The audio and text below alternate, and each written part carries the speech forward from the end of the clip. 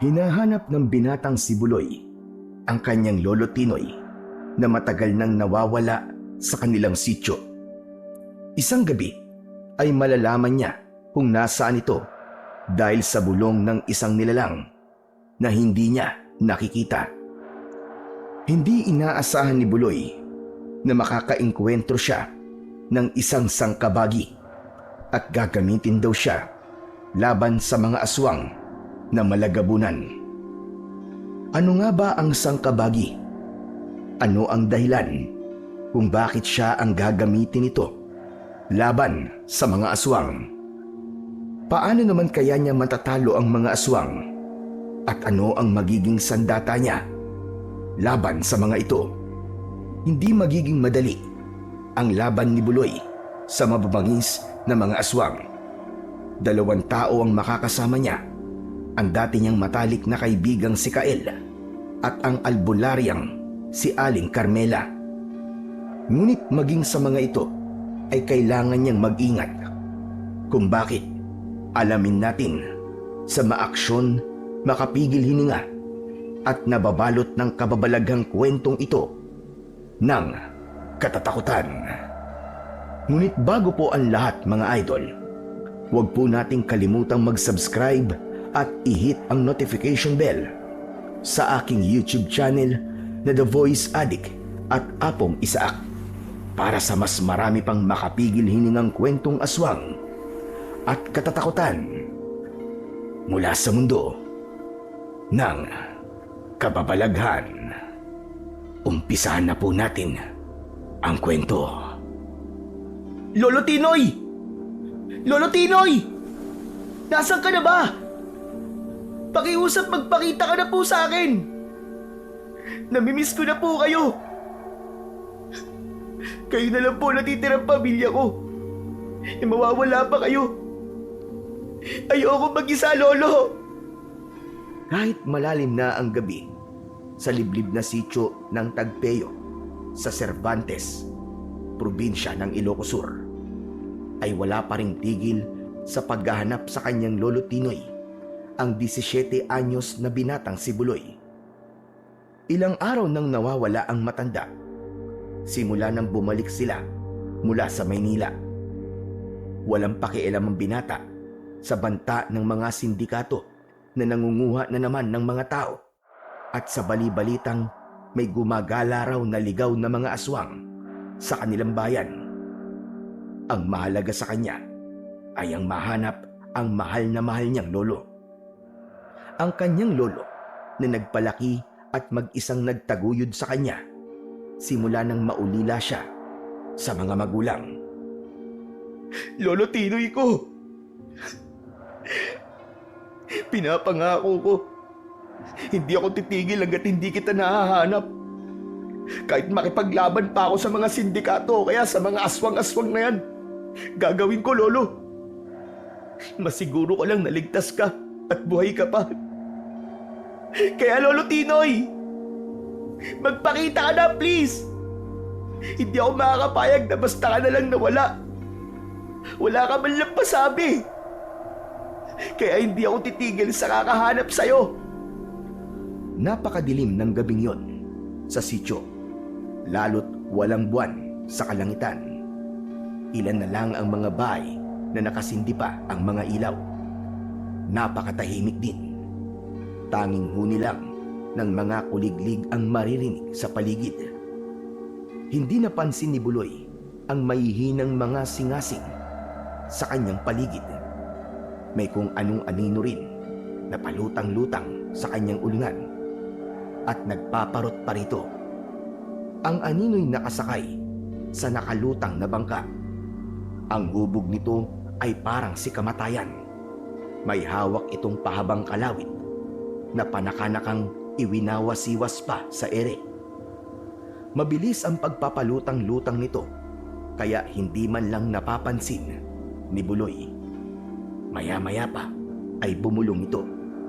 Nakakatakot ang mababa nitong tinig na parabang nagmumula sa ilalim ng lupa. Buloy! Buloy! Hindi ka na dapat lumalabas sa gabi. Nagkalat na ang mga elemento ng dilim. Umuwi ka na bago pa mahuli ang lahat. Nagtatakang nagpalinga-linga sa paligid si Buloy. Pagkarinig sa tinig na yon, kada lingon niya, mabilis ding nagtatago sa kanyang likuran ang aninong nilalang. Ha? Saan ang galing ang bulong na yun? Tao ba yun?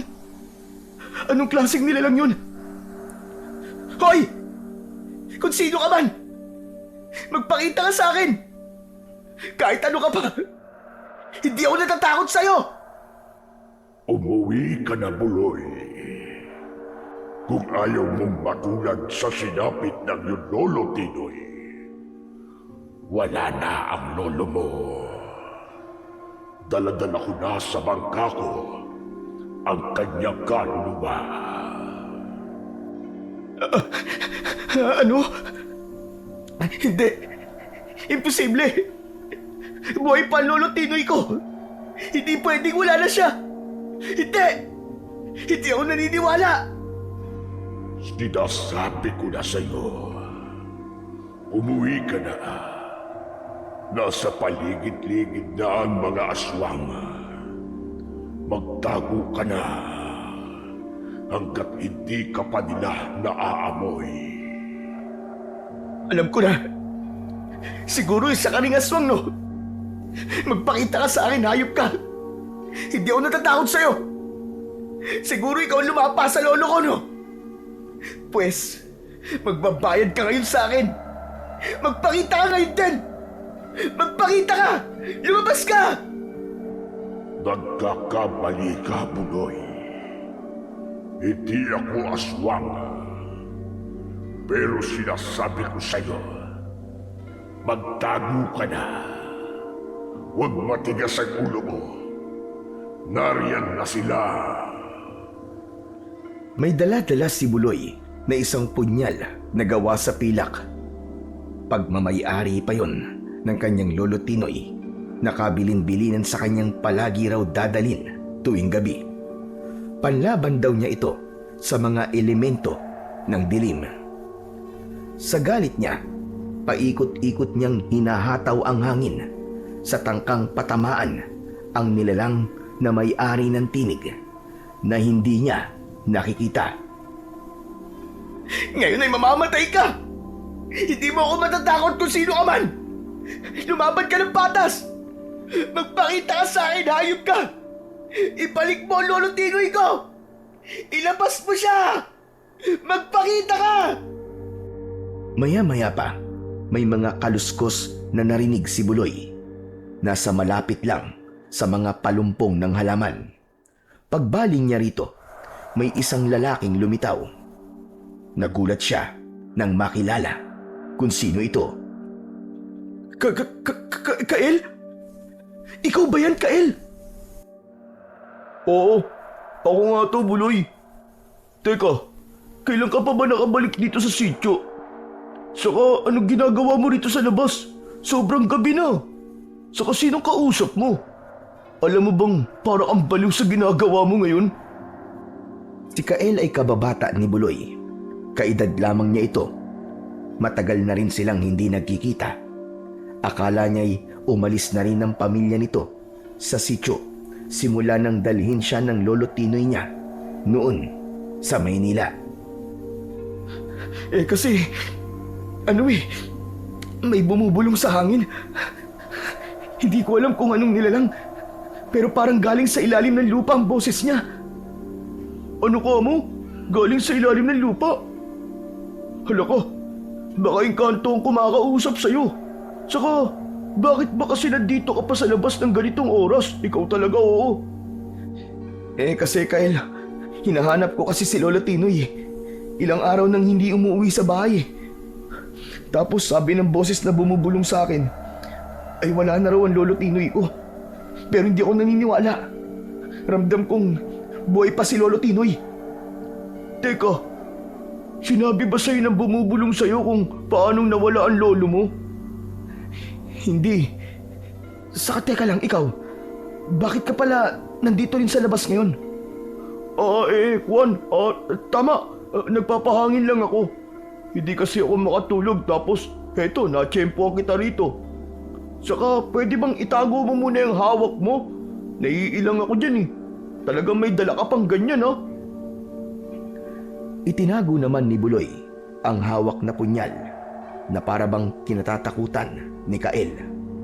Binalot niya ulit ito ng itim na tela at isinuksok sa kanyang tagiliran.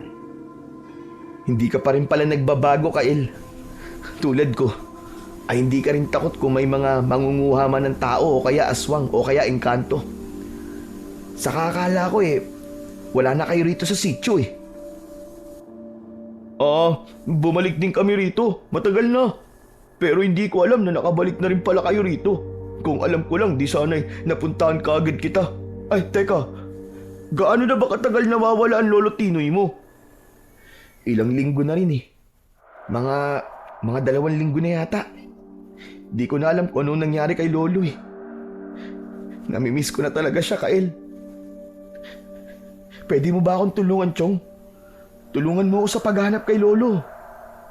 Hayaan mo, magtatanong-tanong ako sa mga kakilala ko. Tutulungan kita mahanap si Lolo Tinoy. Ang mabuti pa, umuwi ka na sa inyo. Hindi ka na dapat nandito pa sa labas. Delikado, Chong. Teka, bakit ikaw? Hindi ba't nasa labas ka rin? Sabi mo delikado. Saka, totoo naman ba ang mga aswang? Ano yun? Nandito kaya tayo sa Luzon? Wala naman tayo sa Visayas o Mindanao eh. Diba doon lang naman may mga aswang? Sinasabi ko sa'yo, totoong may mga aswang na rin dito sa Luzon, Buloy. Kaya mabuti pa ay umuwi ka na kung ayaw mo masundan ka nila at malapa. Sa totoo lang, ay pauwi na rin sana ako kung hindi lang kita nakita rito eh. Saka, naririnig mo ba ang paligid mo, Buloy? Hindi mo ba naririnig na may mga kaluskos at mga singasing? Mga aswang ang mga yun, Buloy. Baka akala mo. Saglit na natigilan si Buloy at noon lang niya napagtuunan ng pansin ang paligid. Medyo nanlaki pa ang kanyang mga mata nang mapagtantong totoo ngang may mga naririnig siya. Hala, oo nga no, tama ka. Ngayon ko lang napansin ha. Pero hindi pa rin ako natatakot sa kanila. May sandata akong dala rito. Ikaw, may sandata ka ba riyan? Si Kael naman ang biglang natigilan saglit. May kung ano itong pinakikiramdaman. Iginala nito ang paningin sa paligid na para bang merong hinahanap. Ang palutang-lutang na aninong nasa bangka sa may ulunan nila ni Buloy ay hindi nito nakikita. Kumislot-kislot din ang ilong ni Kael. May naaamoy ito na kung ano. Makaraan ay hinarap muli si Buloy. Ang ekspresyon ng mukha nito'y parang may kung anong kinatatakutan. Sige na, Buloy. Umuwi ka na sa inyo. Magmadali ka. May kakaiba sa paligid. Delikado na tayo.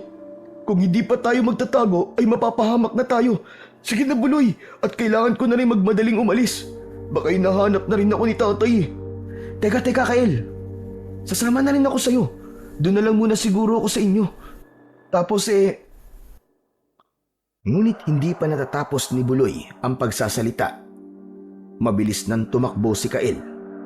Naiwan si Buloy na hindi malaman ang gagawin. Lumingalinga siya sa paligid at pinakinggang muli ang mga kaluskos at mga singasing. Medyo nawala ang kaba niya nang mapansing biglang tumahimik ang paligid. Maski ang huni ng mga insektong kuliglig. Teka, bakit biglang tumahimik? Ano kayang meron? Teka, ang mabuti pa siguro ay makaalis na nga rin. Pero kailangan ko pa rin mag-ingat. Baka nag-aabang lang ang mga aswang o kung ano pa man. Saka yung bumubulong pala kanina. Nasaan na kaya yun? Paghakbang ni Buloy, hindi pa man siya nakakalayo sa daan. Walang ano-ano'y biglang bumukas ang pinto ng isang bahay. Ilang di pa lang ang layo nito mula sa kinaroroonan ni Buloy. Isang matandang babae ang humahangos na lumapit sa kanya. Sa kaliwang kamay nito ay may bitbit na gasera. Sa kanan naman ay may bitbit na umuusok na munting banga. Naamoy kagad ito ni Buloy. Amoy ng pinagsama-samang kung ano-anong mga dahon. Ang matandang babae ay si Aling Carmela. Isa yung 60 anyos na byuda at isang albularya. Diyos ko po, bata ka. Buti't nasilip kita sa bintana. Magmadali ka. Pumasok ka na sa bahay ko. Bilisan mo. Hindi mo ba alam na may naglalabas ang mga aswang sa gabi ng ganitong oras dito sa sityo? Bilisan mo. Pumasok ka na rito. Biglang nanlaki ang mga mata ni Aling Carmela nang mapatingala ito ng bahagya. Napansin nito ang lumulutang na anino na nakasakay sa bangka. Ang anino namang yun ay mabilis na lumipad palayo nang mapansin nitong nakikita pala ito ng matanda. Sus Mariosep, apurahin mo nga kumilos, bata ka. May sumusunod pala sa'yo na hindi mo namamalayan. Bilisan mo. Ha? Teka, ano po ba sumusunod sa akin? Sige na, huwag mo na akong mataan pa riyan. Saka ka na magtanong kapag nasa loob na tayo ng bahay. Bilisan mo na. Wala nang nagawa si Buloy, kundi ansundin na lamang ang inuutos ng matandang babae sa kanya. Napalakas pa nga ang pagtulak nito sa kanya dahil sa labis nitong pag-aalala. Pagpasok nila sa bahay ng matanda, ay mabilis agad itong isinara ang pinto. Nagsabit ito sa likod ng pinto ng kung anong itinaling kumpol ng mga dahon at tangkay. Makaraang maibaba at maitabi ang mga hawak, ay kabadong hinarap nito si Buloy. Hay nako, abuti na lang at nailigtas kita, bata ka. Kung hindi baka nakuha ka na at nalapa ka na ng mga aswang, o kaya baka nakuha ka na ng sangkabagi na yon. Ha? Ano po? Sangkabagi? Teka po, Lola, ano po ba yun? Hay nako, mga kabataan talaga ngayon. Walang alam sa mga elemento rito sa Ilocos. Para sa kaalaman mo, ang sangkabagi ay kahawig ni kamatayan. Nakakaputi siyang itim at may hawak din siyang malaking kalawit. Nakasakay siya sa kulay itim at nakalutag na bangka. Siya ang tagakalawit ng mga kaluluwa ng mga namatay o kamamatay pa lamang. Tagakalawit? Tagakalawit ng mga kamamatay pa lang? Tama. At pwede kanyang kalawitin kahit buhay ka pa kung gugustuhin niya. Napaisip bigla si Buloy sa sinabi ni Aling Carmela. May naalala siya. Kaninang nasa labas pa siya. Nakikipag-usap po ba sa tao ang sinasabi niyong sangkabagi? Oh, at depende. Bihira lang silang makipag-usap sa tao. Bakit mo nga pala naitanong? Huwag mong sabihing nakausap mo ang sangkabagi na yon. Tumango si Buloy na ikinagulat naman ni Aling Carmela. Talaga? Nakausap mo ang sangkabagi? Narinig mo ang boses niya? Anong napag-usapan ninyo? Sa pagkakarinig ko po, binalaan niya po ako na hindi raw po ako dapat nasa labas ng ganitong oras. Marami raw pong mga elemento sa paligid, tulad po ng aswang. At bakit nga ba kasi nasa labas ka pa ngayong gabi? Hinahanap ko po kasi ang lolo Tinoy ko eh. Ang tagal na po kasi niyang hindi umuwi sa bahay. Saka naalala ko po, ang sabi po nung sangkabagi, wala na raw po ang lolo ko. Kasama na raw po niya sa kanyang bangka. Biglang nalungkot si Aling Carmela nang marinig ang kwento ni Buloy. Lalo na nang makita niyang umiiyak na ang binata. Lumapit ito at yumakap. Inalo si Buloy habang malalim na nag-iisip. Hindi ko alam na mabigat pala ang pinagdadaanan mo, iho. Malamang nanalapa na ng mga aswang ang lolo mo. Saka teka pala, may naramdaman akong kakaiba pagkayakap ko sa'yo. Sandali, maupo ka muna, iho, at may titiyakin lang ako. Sandaling may kinuha si Aling Carmela mula sa isang silid. Pagbalik nito ay may daladala ng mga tuyong dahon, munting banga na dibitbit, insenso, mga langis at posporo. Pumuesto ito ng upo, malapit kay Buloy. Lola, ano pong gagawin niyo? Albularya po ba kayo? Oo, iho. Isa akong albularya. Pauusukan kita nitong mga dahon para malaman ko kung ano ang puwersang kumakapit sa iyo. Hindi ko alam kung mabuting puwersa o masama. Kailangan mo nang makasiguro tayo. Mahirap na. At baka namarkahan ka na pala ng mga aswang o kaya ng iba pang mga elemento sa paligid. Tinindihan ni Aling Carmela ang insenso. Pagkatapos ay isinunod naman ang mga dahon na inilagay sa munting banga. Nang umuusok na ito'y inugoy-ugoy paikot kay Buloy habang may orasyong sinasambit. Pasayaw-sayaw pa ang matanda na para bang baliw. Halos mapaubo si Buloy sa ginagawa ng albularyang si Aling Carmela. Maya-maya pa, biglang natigilan ang huli nang mapansin itong nagkakaroon ng hugis ang mga usok ng dahon. Nakita rin ito, syempre ni Buloy. Ito ay hugis kalawit ni kamatayan. Naku po! Ito na nga ba sinasabi ko? Mukhang nasalin ka ng kalawit ng sangkabagi na nakita kong palutang-lutang sa may ulunan mo kanina, iho. Ho? Anong ibig sabihin kapag nasaling ako ng kalawit ng sangkabagi? Hindi ko sigurado. Pero ang alam ko ay baka pagyarihan ng kalawit ng sangkabagi. Kapag nasalat mo ito, ay mapapasukan ka ng konti ng enerhiya nito. At ito ay magsisilbing medium ng sangkabagi para makipag-ugnayan sa iyo. Makikipag-ugnayan sa akin ng sangkabagi? Posible, iho. Mukhang may plano siya sa iyo.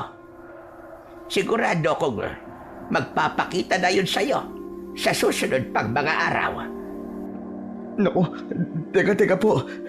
Hindi po kaya bigla niya po akong kunin kahit buhay pa po ako? Hindi ko alam kung ano ang plano niya, iho. Pero para sa kaalaman mo, ang sangkabagi ay hindi naman isang masamang elemento. Paminsan-minsan ay tumutulog ito sa mga tao. Hindi lang siya basta tagakalawit ng kaluluwa ng mga kamamatay pa lamang at dinadala sa kabilang buhay sakay ng kanyang bangka. Ibig po ba sabihin, Lola, ay hindi po ako dapat matakot sa sangkabagi, ganun po ba? Depende pa rin, iho. Pero nakakatakot ang itsura niya. Sa boses na lang niya na narinig mo, hindi ka ba natakot? Nakakatakot nga po ang boses niya. Napakalaki po na para po bang nanggaling po sa ilalim ng lupa. Eh di lalo na kapag nakita mo ang kanyang itsura. Maya-maya pa, biglang napatutok muli si Aling Carmela sa mga usok ng dahon. Paano'y unti-unting nawala ang hugis ng karit. Kapag kuway may bagong nabubuo. Teka, mukhang may isa pang puwersang kumakapit sa'yo, iho. Tingnan mo ang usok. Mukhang may bagong anyo silang binubuo. Ano kaya ito? Ano po? May kumakapit pa sa akin? Grabe naman po yan. Oo, iho. At mukhang isa itong hindi kaaya-ayang puwersa. Tingnan mo. At umiitim ang usok. Sus Mariosep, ano ito? Hugis tao na may mapupulang mga mata. Hindi ako maaaring magkamali. Isang aswang. Puwersa ng isang aswang ang kumakapit sa iyong iho. Kinilabutan doon si Buloy. Biglang uminit ang kanyang pakiramdam. Pero, paano naman po ako nakapitan ng pwersa ng isang aswang? Hindi pa nga po ako nakakakita ng aswang eh. Nako baka may nakasalamuha kang aswang na nasaan yung tao pa lang. Siguro sa umaga mo nakasalamuha at nahawakan ka niya. Sandali. At kailangan nating maalis sa balat mo ang puwersang yan. Kung mananatili sa iyan, ay madali ka nilang matutunton sa angkaban pumaroon. Paano naman po ninyo aalisin? Baka kailangan ko lang pong maligo para maalis to. Hindi basta-basta naaalis yan sa ligo lang. Teka, maiwan mo na kita at kukuha lang ako ng mga pangontrang lagi sa kwarto ko. O heto, ituloy mong pausukan ang sarili mo nang hindi ka maamoy ng mga aswang sa labas at para hindi ka nila tangkain pasukin dito. Hintayin mo ako, sandali lang ako. Huwag kang aalis. Matapos makuha ang kailangan, pagbalik ni Aling Carmela, nooy paubos na ang usok ng mga dahon sa maliit na banga.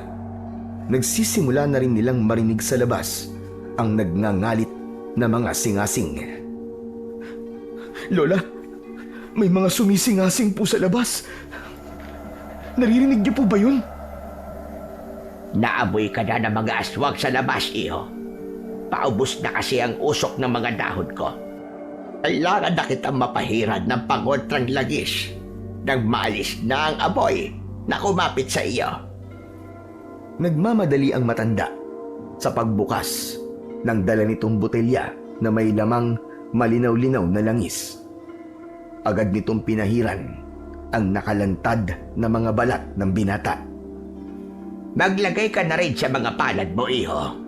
At ipahid mo rin sa buong damit mo. Tiyak na kapag naamoy ng mga aswang sa labas ang langis, ay sasakit ang ilong nila at lalayo na rin sila. Hindi na po ba nila ako susundan pagkatapos nito? O kung nawala na po ang amoy ng langis? Hindi ka na nila masusundan ulit. Maliban na lang kung mananatili ka pa rito hanggang sa susunod na gabi. Kapag nawala na ang bisa ng pangontrang langis na ito, ay kasama ng mawawala ang amoy na kumapit sa iyo. Paano po pala kayo, Lola? Tsak nababalik po sila rito dahil alam nilang nandito ako ngayon eh. Mabuti pa po sumama na kayo sa akin pag uwi ko kinabukasan. Wala na rin naman po akong kasama ngayon. Wala na po si Lolo Tinoy ko eh. Kayo na po magiging bagong lola ko. Sandaling nag-isip si Aling Carmela. Inilibot nito ang mga mata sa kabuuan ng munting kubo. Natadtad ng kung ano-anong mga pangontrang nakasabit sa mga dingding.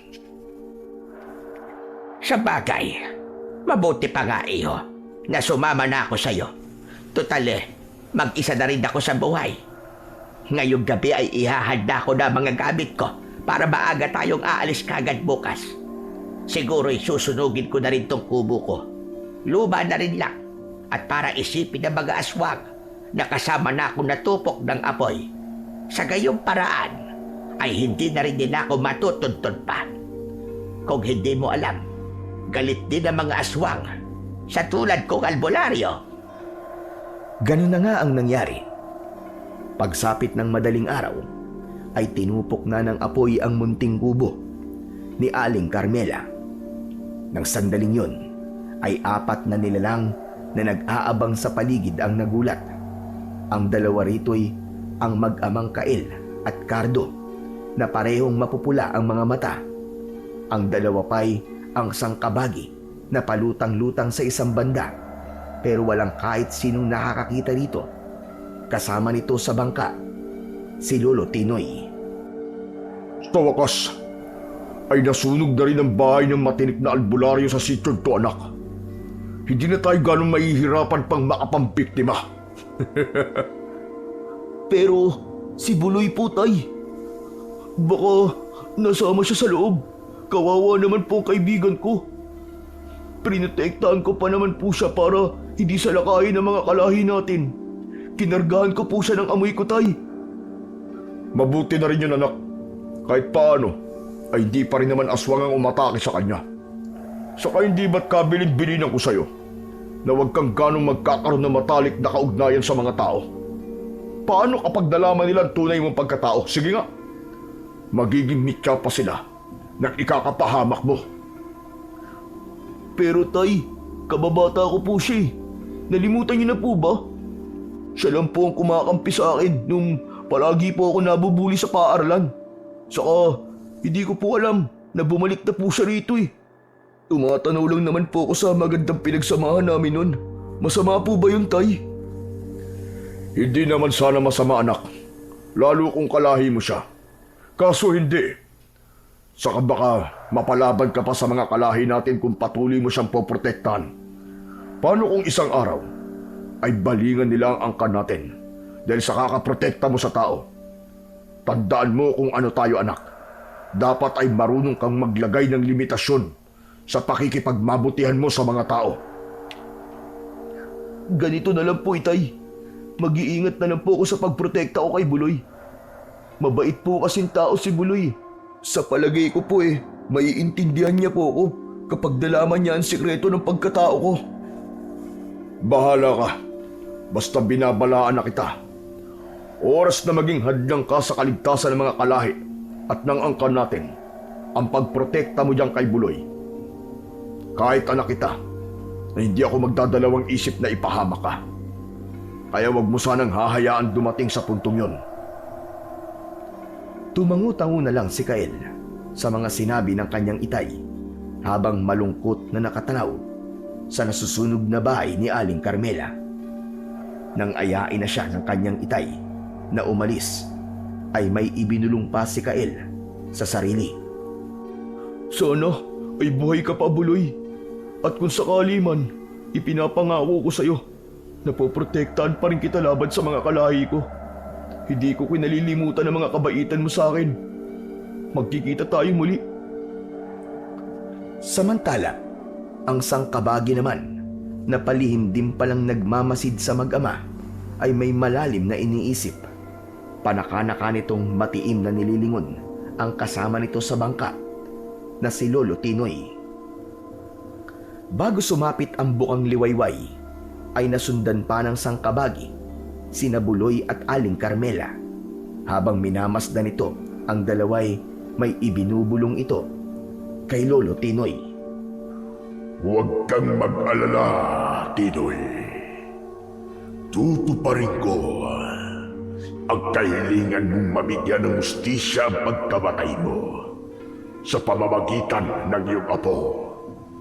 Hindi kita dadalhin sa kabilang buhay hanggat hindi kita naipaghihiganti sa mga aswang na yon.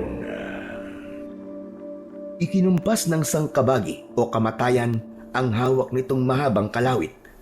Kumislap ang dulo nito.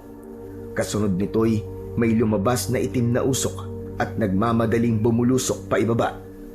Sinundan nito si Buloy at palihim na pumasok sa ulo nito. Pagputok ng umaga ay kapwa tulog pa rin sina Aling Carmela at Buloy. Naroon na sila sa munting kubo ni Buloy at Lolo Tinoy. Nakaidlip sila sa sobrang pagod at puyat. Habang tulog si Buloy, ay dinalaw siya ng isang panaginip. Dito'y nagpakita sa kanya ang sangkabagi kasama ang kanyang Lolo Tinoy na sakay ng itim nitong bangka. Lolo Tinoy! Lolo Tinoy! Kayo nga! Sinong kasama niyo riyan? Sino kasama niyo sa bangka? Ngunit sa kasamaang palad, hindi umiimik si Lolo Tinoy pagkat ito ay pipi at bingi. Sumisenyas-senyas ito, ngunit ng pagkakataong yun ay hindi maintindihan ni Buloy. Ano, Lo? Ano? Hindi ko kayo maintindihan! At sa wakas, nagsalita na ang sangkabagi. Buloy! Buloy! Makinig ka. Isa kong sangkabagi. Ako ang tinig na kumakausap sa'yo dati. Napaatras bigla si Buloy nang hawiin ng sangkabagi ang tabing nito sa ulo. Lumuntad ang bunguan nitong muka at mga matang nagbabagang apoy. Natakot si Buloy. Kayo pala ang sangkabagi. Pero bakit kasama niyo Lolo Tinoy ko? Nakikiusap mo ako sa inyo. Huwag niyo na lang po siyang dalhin sa kabilang buhay. Ibalik niyo na lang po siya sa akin, oh. Saka, huwag din niyo po akong kukunin. Buloy, nagpakita ako sa iyo, hindi para kalimitin ka. Narito ko sa panaginip mo dahil sa kahilingan ng lolo mo. Hindi ko siya dadalhin sa kabilang buhay hanggat hindi na ipaghihiganti ang kanyang pagkamatay sa kamay ng mababangis na mga aswang. Pero para mangyari yun, ay kailangan ko ng tulong mo. Ano po? Ng tulong ko? Paano naman po ako makakatulong sa inyo na may paghiganti po si Lolo? Dahil po ba sa taglay kong punyal na binigay sa akin ni Lolo, nagawa po sa pilak? Hindi sapat ang punyal na pilak para kalabanin mo ang mga aswang na lumapa sa lolo mo, Buloy. Higit pa ang kailangan dahil mababangis ang mga aswang na makakalaban mo. Hindi sila basta-bastang mga aswang. May pagkagabunan sila. Pero may kasama rin po akong albularya. Si Lola Carmela po. Baka naman po, makatulong rin siya sa akin. Hindi rin sapat ang kakayahan ng isang albularya laban sa mga aswang, Buloy. Ang tingero sana, ngunit sa kasamaang palad ay walang antingero rito sa lugar niyo. Kung ganun po, ano po ang kailangan para matalo ko po ang mga aswang? May naisip akong paraan, Buloy. Namarkahan na rin kita, kaya sa ayaw at sa gusto mo, ay ikaw ang magiging kasangkapan ko laban sa mga aswang. Nakikita mo ba ang hawak kong kalawit? Maaari ko itong ipahiram sa'yo. Nang iwas-iwas ng sangkabagi ang kalawit nito sa harap ni Buloy, ay napaatras siya dahil sa takot. Paano'y narinig niya ang nakakatakot nitong pag-ugong sa hangin. Nakita rin niyang may manipis na itim na usok itong isinasaboy sa paligid. Ipapahiram niyo po sa akin? Pero baka hindi ko po mabuhat yan. Mukha po kasing napakabigat eh. Huwag kang mag-alala, Buloy. Pwede ko itong paliitin para mas madali mo siyang magamit. Ngunit ang epekto'y pareho lang din kung ako ang may hawak. Makapangyarihan ang karik kong ito. Ano, Buloy? Papayag ka bang maging tagapangalaga ng kalawit ko? Tandaan mo, ipaghihiganti mo ang pagkamatay ng Lolo Tinoy mo. Napatingin noon si Buloy sa kanyang Lolo Tinoy na nooy nagsusumamo naman ang mga mata. Dahil sa awa sa sinapit nito sa kamay ng mga aswang, ay napaluha na lamang si Buloy. Ang Lolo Tinoy ko, kawawa naman. Sige po, para kay Lolo Tinoy ay tatanggapin kong maging tagapangalaga ng iyong kalawit. Pagbabayarin ko po mga aswang na lumapa kay Lolo Tinoy. Basta ituro niyo lang po sa akin kung paano ko pagaganahin ang kapangyarihan ng kalawit niyo. Nakita ni Buloy na ngumiti ang sangkabagi. Kumislap ang mga ngipin nitong ang kulay ay ginto at pilak. Makaraan ay may isinenyas ito sa ere. Sa isang iglap ay biglang napasakay si Buloy sa malaking bangkang itim ng sangkabagi. Katabi niya si Lolo Tinoy. Maigpit siyang napayakap dito. Lolo Tinoy ko! Sobra po kitang miss. Pero Sang Kabagi, bakit po pala niyo ako isinakay dito? Saka, saan niyo po ako dadalhin? Patay na po ba ako? Umapit kang maigi, Buloy. Bago ko ipahiram sa iyo itong kalawit, ay ihahatid ko muna sa kabilang buhay ang mga bagong namatay nung nakaraang gabi. Kakaluwitin ko ang kanilang mga kaluluwa at isasakay rito sa bangka. Pagkatapos ay kakausapin ko rin ng mga katulad kong Sang Kabagi na sila muna ang umako sa trabaho ko. Inuulit ko, kumapit kang maigi sa bangka, Buloy. Kapag nahulog ka, ay hindi ka na makakabalik pang muli sa mundo ng mga buhay.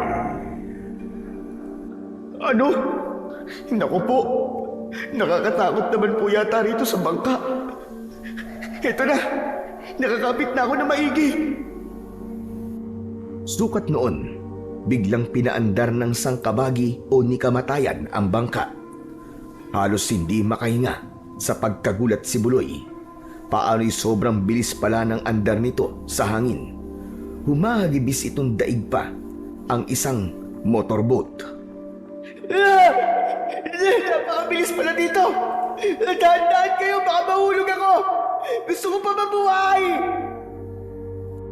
Nang huminto ang bangka, ay dalawang kaluluwa kagad ang kinilawit ng Sang Kabagi. Isang babae na may kandong na sanggol. Wakwak ang dugo ang tiyan ng naiwang patay. Nakatawan nito. Grabe! Aswang po ba may kagagawan yan, Sang Kabagi? Oo, tama ka, Buloy. Walang pinipili ang mga aswang. Bata, matanda, buntis o sanggol ay nilalapa nila. Ganon sila kababagsik at kababangis. Grabe! Wala silang awa. Napaka-brutal nila kung pumatay. Pati mga sanggol, binibiktima nila. At muling humagibis ang bangka. Yumuyog-yog itong palutang-lutang sa hangin, sa ibabaw ng mga kabayan at sa mga burol sa kanilang sityo. Nang muli itong huminto, may dalawang kaluluwa na namang kinalawit ang Sang Kabagi. Ang mga ito na may dalawang kabataang lalaki. Ito pa ang dalawa, Buloy. Mga nilapa rin sila ng mga aswang. Tignan mo mga wakwak na kanilang tiyan. Ganyan din ang sinapit ng lolo Tinoy mo. Mga hayop sila. Kawawa naman po pala sinapit ng lolo ko. Winakwak talaga ang katawan. Napakatindi. Agad ding humagibis ulit ang bangka. Nagpatuloy ang pagkalawit ng Sang Kabagi sa mga kaluluwang panay nilapa ng mga aswang. Umabot sa 8 ang kaluluwang nakalawit nito. Ito ang lahat ng mga nilapa ng mga aswang kagabi, Buloy. Ngayon tatanungin kita, hindi mo pa rin ba sila ipaghihiganti sa mga aswang? Hahayaan mo lang pang magpatuloy ang mga aswang sa pagsalakay at pagpatay sa mga kababaryo mo? Siyempre po hindi. Kawawa po kaya ang sinasapit nila. Kaya nga po tinatanggap ko ng maging tagapangalaga po ng kalawit nyo. Tatalunin ko po mga aswang. Pagbabayarin ko silang lahat. Uubusin ko ang lahi nila. Mabuti kung ganon, Buloy. Ngayon naman ay ihahatid na natin sila sa kabilang buhay. Pero bago tayo pumunta sa lagusan, patungong kabilang buhay, ay binabalaan ulit kita. Oras na magbukas ito, ay kailangan niyong dumapa ng lolo Tinoy mo sa sahig ng bangka. para hindi kayo masikatan ng liwanag ng lagusan. Bakit po ba? Pag nasikatan po kami ng liwanag ng lagusan, ano po mangyayari? Bigla na lang kayong hihigupin ng lagusan. Hihigupin? Kahit hindi pa patay? Oo, Puloy. Kaluluwa mo ang mahihigop. Kaya sundin mo sana ang bilid ko. Kapag hindi ka sumunod, ay hindi mo na mapaghihiganti ang mga kaluluwang ito. Pero hindi naman po ganun kalalim ang loob nitong bangkay. Paano yun? Malamang masisikatan pa rin kami ng lolo ko ng liwanag ng lagusan. Ako nang bahalang itago kayo, Buloy. Pwede akong magpalabas ng maitim na usok na tatakip sa inyo habang nakadapa sa sahig ng bangka. Kahit anong mangyari, ay huwag na huwag kayong babangon hanggat hindi ko kayo sinasabihan. Maliwanag ba?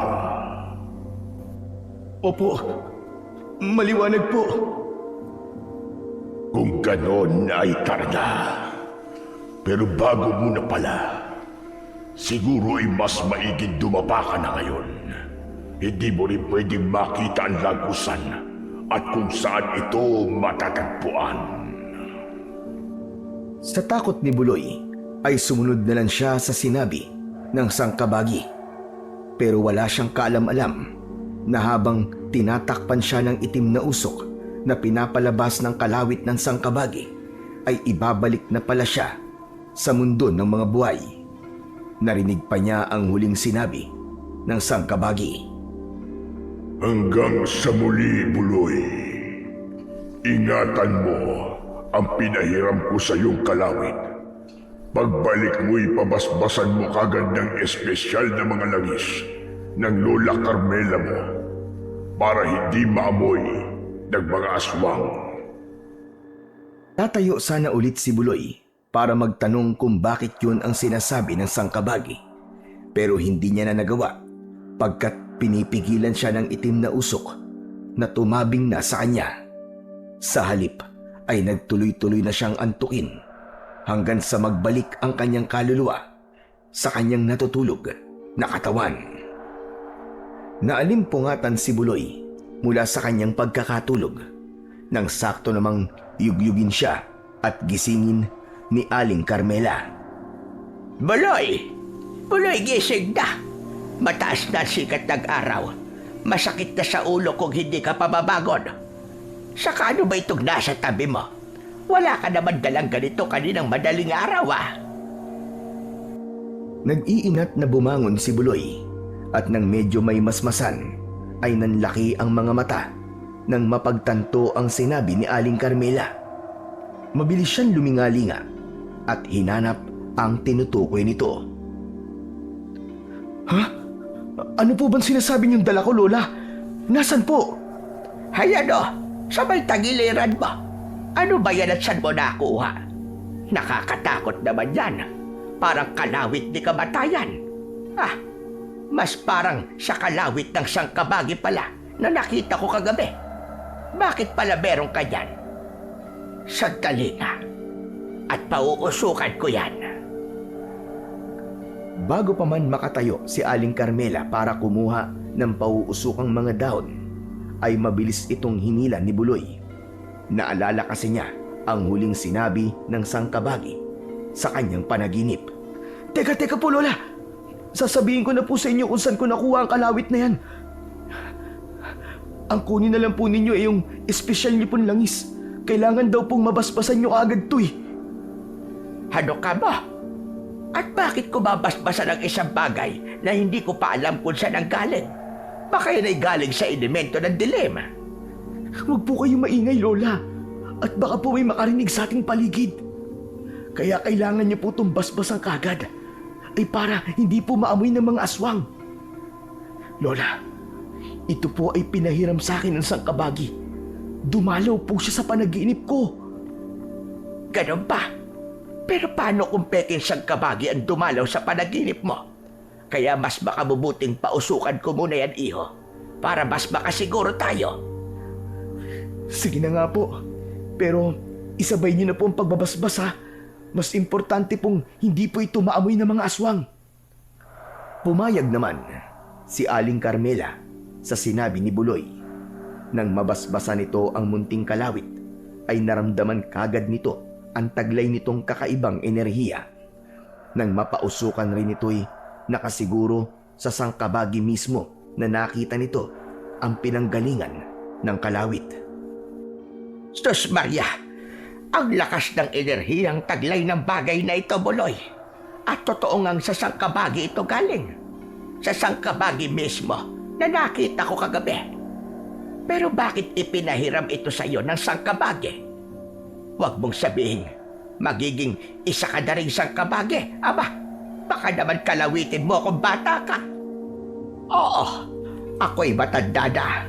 Pero ako'y malakas pa at kailangan pa ako ng sityong ito. Marami pa ako mapapagaling bilang isang albularya. Naku, malabo po ang sinasabi niyo, Lola, na magiging sangkabagi ako. Kaya ipinahiram niya to sa akin ay para po ipaghiganti ko si Lolo Tinoy ko, pati na rin po mga kaluluwa ng iba pang nalapa ng mga aswang. Pansamantala lang po akong magiging tagapagdala ng kanyang mahiwagang kalawit. Pinahiram lang po niya sa akin. Napatangu-tangu na lang si Aling Carmela sa paliwanag na yon ni Buloy. Mabuti naman kung ganon, iho. At mabuti naman at pumayag ka. Kung hindi darating ang araw na mauubos sa mga tao rito at magiging balwarte ng mga aswanga ang baryong ito. Samantala, habang nag-uusap pa ang dalaway, wala silang kaalam-alam na may isang tao palang lihim na nakikinig sa kanila. Nakalapat ang tenga nito sa pisngi ng pinto ng kubo ni Buloy. Ang totoo'y kakatukin sana nito ang pinto nang maulinagan ang pinag-uusapan ni Aling Carmela at Buloy. Tahimik na umalis ang taong yon, na nooy sandaling nagkulay pula ang mga mata. At nang may matapakan itong sanga, ay lumikha ng ingay na nagpagulat naman kina Buloy at Lola Carmela sa loob. Anong tunog yun, Lola? Mukhang may tao po yata sa labas. Nako, pagmadali ka, iho, at tignan po sa labas. Baka yun ay aswang. Bilisan pa. Mabilis na nilabas ni Buloy ang pinto ng kanilang kubo. Daladala ang kanyang kalawit. Iginala kagad niya ang paningin sa palibot. Sa di kalayuan ay napansin niya ang pamilyar na bulto ng tao na mabilis na nagtago sa mga puno. Si Kail? Si Kail lang pala. Teka, pero bakit kailangan niya magbadali at magtago? Siguro'y dadalawin niya sana ako. Tatawagin sana ni Buloy ang pangalan ng kanyang kababata, pero nagtaka siya nang parang biglang bumibigat ang hawak na kalawit. Nang tignan niya ito'y noon lang niya napansin na naglalabas pala ito ng manipis na itim na usok. Teka, anong ibig sabihin nito? Gumagana na kaya ang kapangyarihan nito? Walang ano-ano'y narinig ni Buloy ang tinig ng sangkabagi na bumubulong sa kanyang tenga. Buloy, kapag ang kalawit ay naglalabas ng itim na usok at bumibigat, ibig sabihin ay may nararamdaman itong presensya ng aswang sa paligid. Tandaan mo yan. Ano? May aswang sa paligid? Hindi. Imposibleng aswang si Kael. Baka may iba pang nagtatago sa paligid. Inikot ni Buloy ang palibot ng kubo. Lalo na nang mapansin niyang patuloy na naglalabas ng itim na usok ang kalawit at lalo rin itong bumibigat. Walang ano-ano sa likod ng bahay, sa may kawayanan, ay may napansin siyang mabilis na kumaluskos at tumakas sa mga talahiban. Ang tansya niya ay isa itong mama na nakasuot ng malapad na sombrero. Ayun! Malamang aswang ang mamang yun. Paano po ngayon yan, Sangkabagi? Alam na nilang tungkol dito sa kalawit ko. Hindi, Buloy. Hindi nakikita ng mga aswang yung hawak mong kalawit. Hindi rin nila yan naaamoy pagkat ramdam kong nabasbasan na yan ni Carmela. Kapag sa aswang po hindi ito nakikita. Pero kapag sa tao po, na hindi aswang ay nakikita nila. Hindi rin nakikita yan ng normal na tao, Buloy. Ang makakakita lang yan ay ang tingero o kaya ay isang albularyo. Si Carmela ay nakikita yan. Ah, kaya po pala. Pero paano po ba to makikita o maaamoy ng mga aswang? Hindi nila yan makikita kahit na ano pa ang gawin nila. Maaamoy pwede pa. Maaamoy lang nila yan kapag nakipaglaban ka na sa kanila. Kaya sa ngayon ay iwasan mo munang mapalaban sa mga aswang. Saka na, kapag nasanay ka na sa kapangyarihan nito, na isa-isa kong ituturo sa iyo. Paano po? Kapag sumalakay na naman sila mamayang gabi rito sa sityo, hahayaan ko na lang po bang may malapa na naman sila? Nariyan naman ang Lola Carmela mo. Sabihan mo siyang gumawa ng maraming herbal na pangontrang langis laban sa mga aswang at ipamugmod sa mga kababayan niyo. Ang importante lang muna ay ang may pagtabuyan sila para wala silang malapa. At siya nga pala, yung kalawit ko'y pwede mong gawing pangmarka sa palibot ng mga bahay ng mga kababaryo mo para hindi sila tangkaing pasukin ng mga aswang. Kaya lang ay malalaman na nilang may tagapagdala ng kalawit ng Sangkabagi. Ingatan mo lang na matsyempuan ka nilang naglalagay ng marka.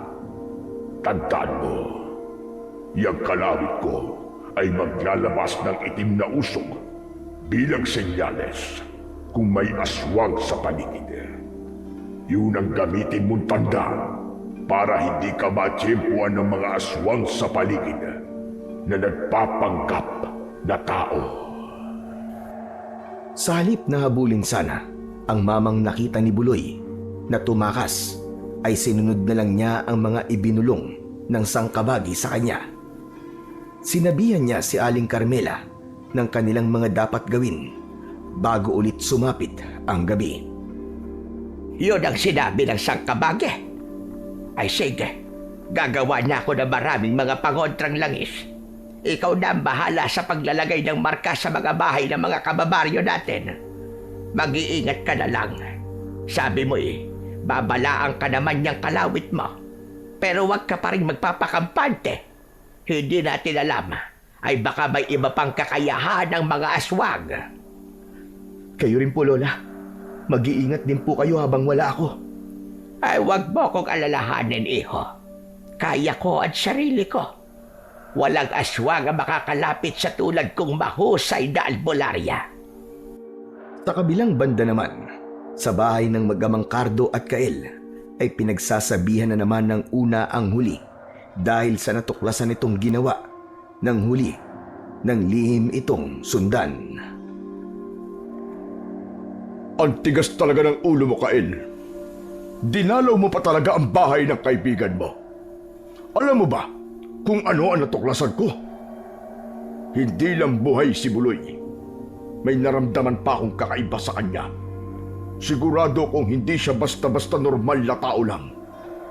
May enerhiya siyang kontra sa ating mga aswang.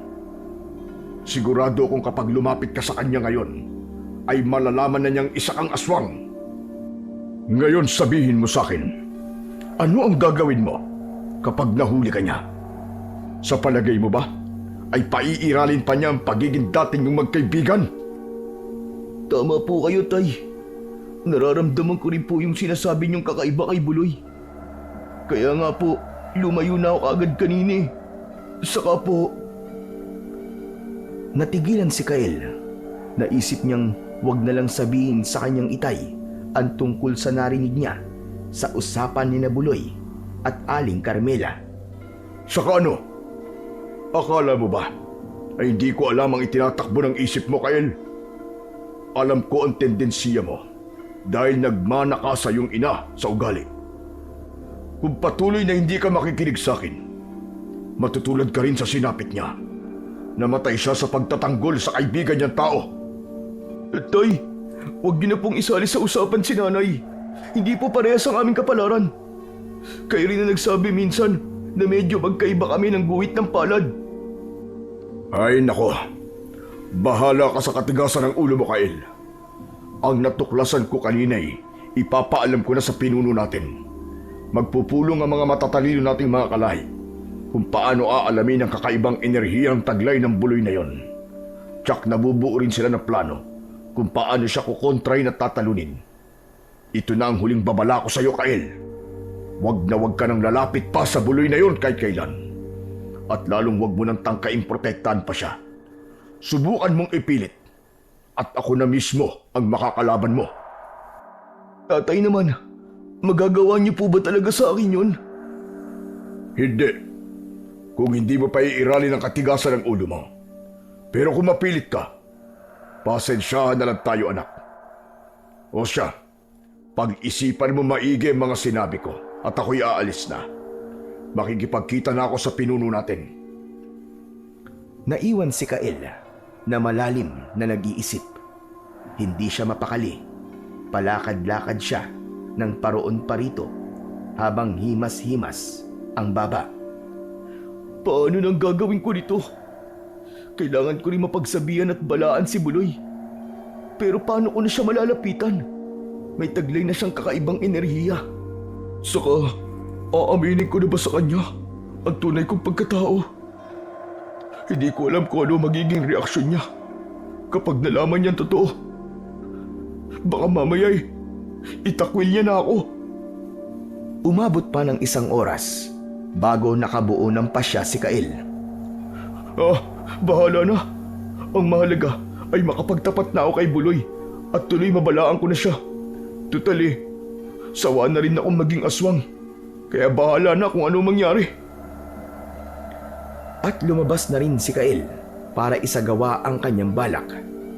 Samantala, ay tagumpay na naisagawa ni Buloy at Aling Carmela ang pagmamarka sa palibot ng mga bahay at pamumudmud ng mga pangontrang langis na herbal sa buong baryo. Wala silang naging problema o napaharap man sa mga aswang. Nang buong maghapon kasing yun ay walang aswang sa paligid. Pinulong kasi ang mga ito ng kanilang pinuno. Nang bandang hapon, nang pauwi na sana si Buloy, ay napansin niyang panakanakang bumibigat ang sukbityang kalawit ng sangkabagi. Hinugot niya ito para makita kung naglalabas din ng maitim na usok. Teka, bakit ganito? Bakit pawala-wala ang paglalabas nito ng itim na usok? Ano na naman kaya ang ibig sabihin nito? Sangkabagi! Sangkabagi, kung naririnig mo ako, sagutin mo ako! Sangkabagi! Noon din ay bumulong ang sangkabagi kay Buloy. May aswang na pasunod-sunod sa iyo, Buloy. Hindi ko maintindihan kung bakit. Pero nararamdaman ko na hindi siya banta sa iyo.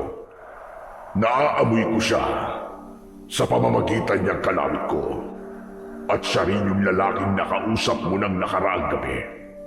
Nakita ko rin siyang nagmamasid doong tupukin ng apoy ang kubo ni Carmela.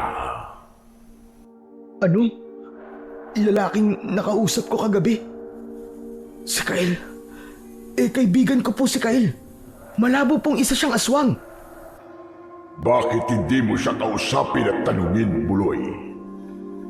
Ganito, pansamantala kong kukontrolin ang enerhiya ng kalawit ko para makausap mo siya ng maayos. Ingatan mo lang, na maidikit mo sa kanya nang hindi siya mapapaano. Tingnan natin kung ano ang talagang meron sa kanya na pwedeng makatulong sa atin sa laban sa kanyang mga kalahi. Hindi ko na kailangan subukan pa ang katapatan sa akin ng kaibigan ko sang kabagi. Sinasabi ko na sa'yo, malabong isa siyang aswang. Kung aswang siya, di sana'y noon pa niya ako nilapa. Mukhang nariyan na siya sa likod mo, Buloy. Naririnig ka niya. Biglang napatalikod si Buloy. Nagulat pa siya nang makita si Kael na nakatitig sa kanya ng matiim. Tinatansya siya. Buloy? Buloy, sinong kausap mo? Tama ba narinig ko? Sang kabagi ang kausap mo? Wala akong kausap, Kael. Kita mo naman, walang ibang tao rito sa tabi ko, di ba? Ewan ko ba? Basta bigla na lang ako nagsasalita sa sarili ko kung minsan. Saka, bakit ka pala nandito? Huwag ka na magkaila, Buloy. Dinig na dinig ko ang mga sinabi mo. Pwes, nandito din ako para magtapat sa'yo. Oo, isa akong aswang. Pero hindi na isang mabangis na aswang na tulad ng dapat mong asahan. Ang totoo ay sawa na ako sa pagiging aswang ko. Ayoko naman biktima at manlapa ng tao. Gusto ko na maging isang normal na taong tulad mo. Sa ipinagtapat na yun ni Kael, ay natulala na lamang si Buloy. Hindi siya makapaniwala. Hindi rin niya alam kung ano ang dapat niyang maging reaksyon. Hindi kita pipiliting maniwala sa akin, Buloy. Ang mahalaga lang sa akin ngayon ay ang naipagtapat ko na sa iyo kung ano talaga ako. At narito ako para protektahan ka laban sa pinaplano ng aking mga kalahi. Nalaman na ni tatay na may kakaibang enerhiya ka raw na taglay. Ako mismo ay nararamdaman ko yun sa'yo. Ipinaalam na ni tatay sa pinuno namin ang tungkol sa'yo. At sigurado akong nakabuo na sila ng plano laban sa'yo. Ha? Ibig bang sabihin ang tatay mo ang nakita ko kanina sa bakuran namin? Nagkakamot ng ulong tumango-tango si Kael. Oo, Buloy. Sinundan pala niya ako. Nalaman ko lang kaninang kakatok sana ako sa pintuan niyo eh. Narinig ko rin ang pinag-uusapan niyo ni Aling Carmela. Natakot ako sa taglay mong kalawit ng sangkabagi kaya lumayo ako. Tama ba ako na yung kalawit ang taglay mong kakaibang enerhiya? Si Buloy naman ang alangang napatango-tango. Oo, kalawit nga yun ng sangkabagi. Pero nakikiusap ako sa iyo, Kael. Huwag mo sanang sasabihin sa mga kalahi mong aswang ang tungkol dito. Hindi sa binabalaan o tinatakot kita. Pero ayokong kalabanin ka dahil kaibigan kita, Kael. Napangisi si Kael sa sinabing yun ni Buloy. Huwag ka mag-alala, Buloy.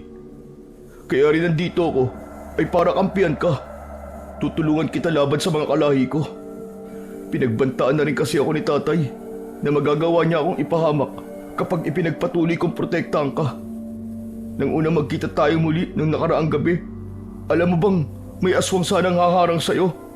Mga kasamahan ko mismo. Nagulat ako na nagbalik ka na pala. Kaya sinenyasan ko sila na ako na ang bahala sa'yo at maghanap na lang sila ng ibang bibiktimahin. Naniniwala ako sa sinasabi mo, Kael. Nararamdaman ka rin kasi ng sangkabagi.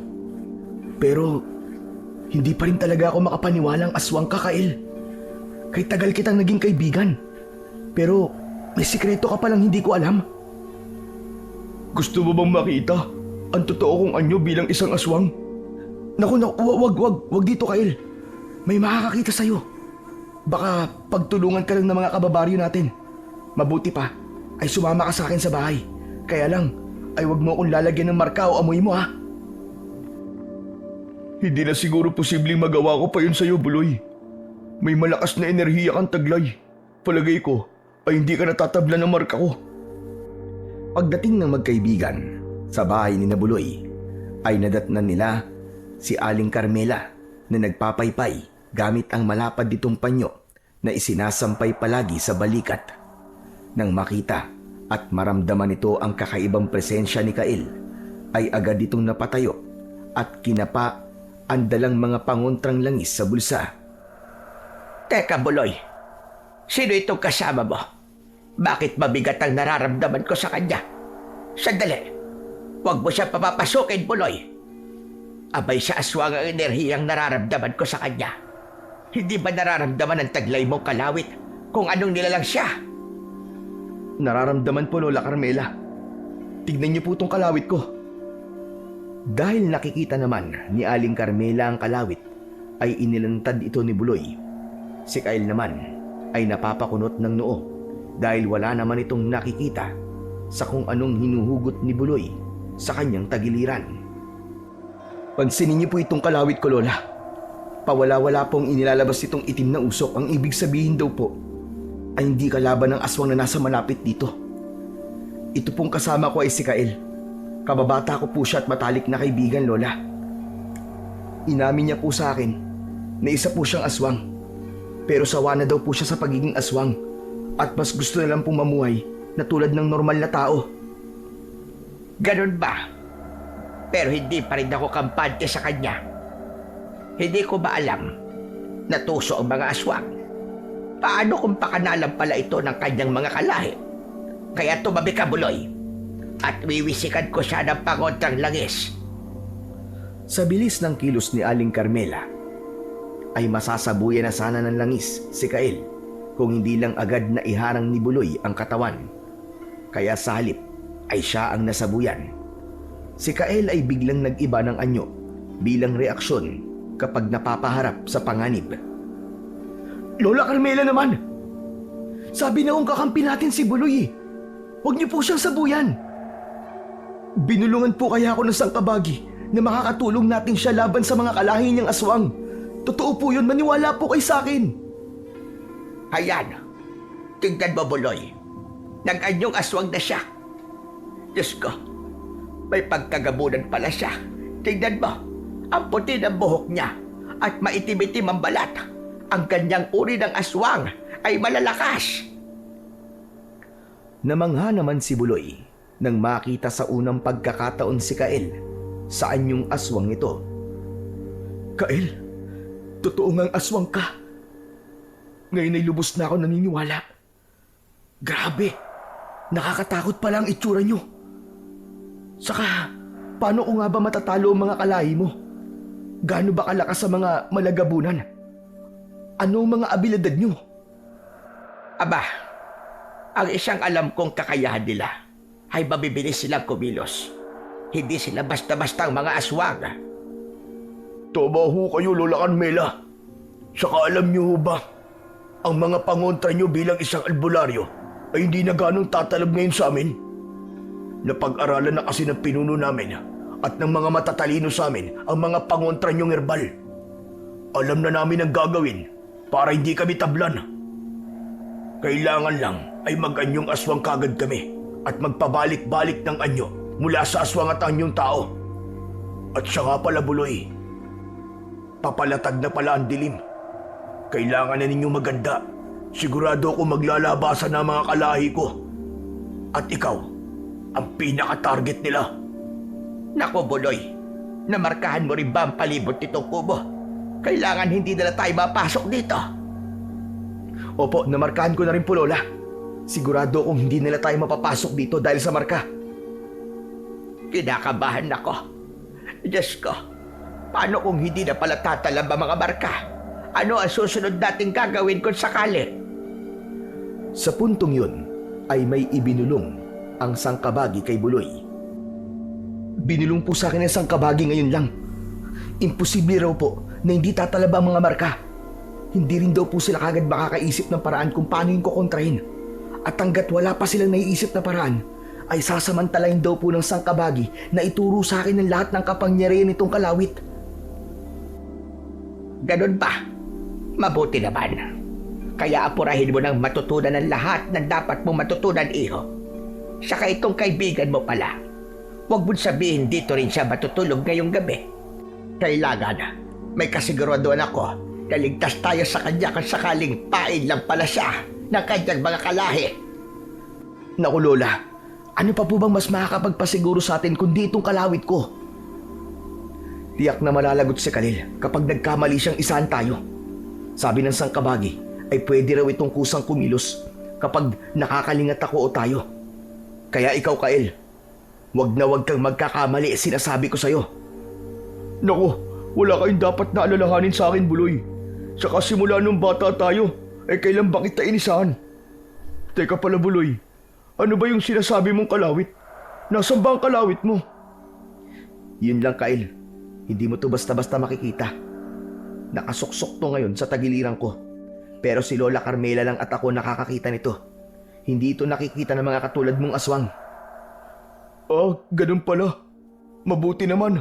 At hindi pala yan nakikita ng mga tulad kong aswang. Ibig sabihin, ay hindi yan aasahan ng mga kalahi ko. Tsak, na masusurpresa na lang sila kapag napalaban na tayo sa kanila.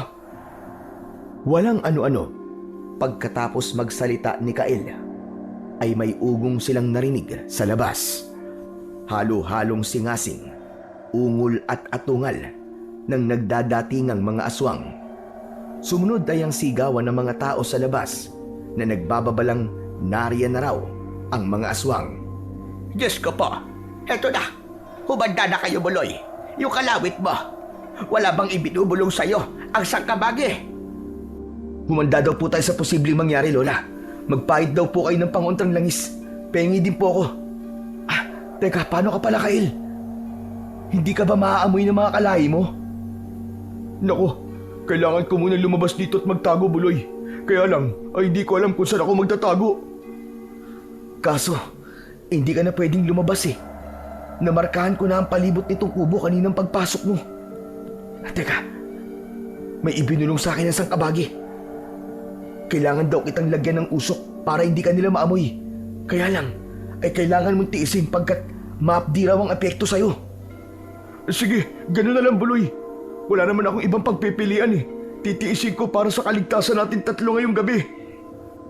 Pero bago pa man, mapalibutan ni Buloy ng manipis na itim na usok si Kael, wala silang kamalay-malay na naamoy na pala ng isang aswang ang huli.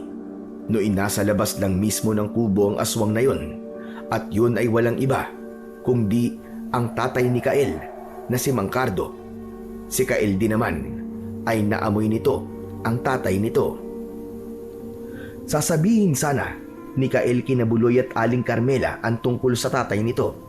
Pero mas pinili na lamang na manahimik muna para hindi ito marinig ng mga aswang na nasa labas na galit at nagsisi-atungal. Pero nagulat naman sila nang magsalita ang mismong tatay ni Kael mula sa labas.